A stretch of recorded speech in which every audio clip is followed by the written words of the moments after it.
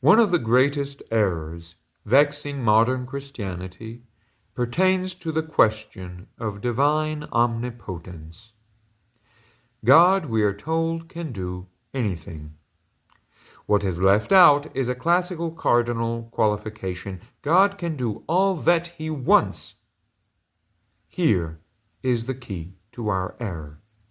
God wants only his own divine perfection, in which God's will is perfect.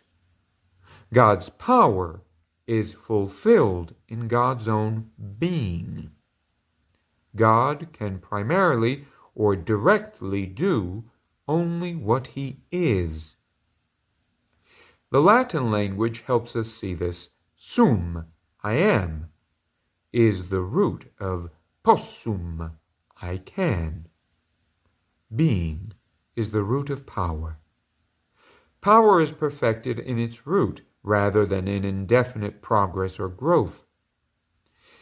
The key to power is not progress, but return. Our own will is free only to the extent that it returns to what is, to being. We cannot do all that we want as long as our will is not bent upon being.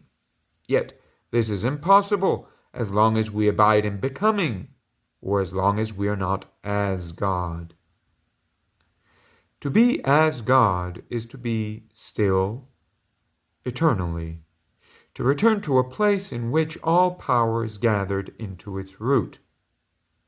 In this place of origin, we do not want anything aside from the being presupposed by all power.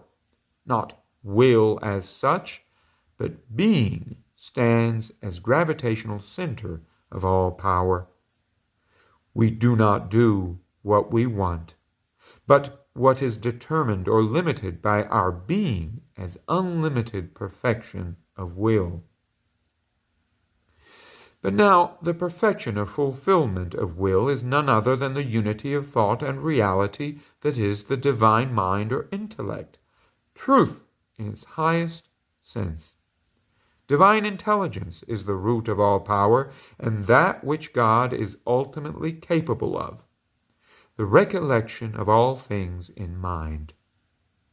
Anything falling short of the purity of divine thought, God wants only relatively to what falls short of divine thought. Relatively to us, God wants what we want, namely our own salvation, our perfection in God.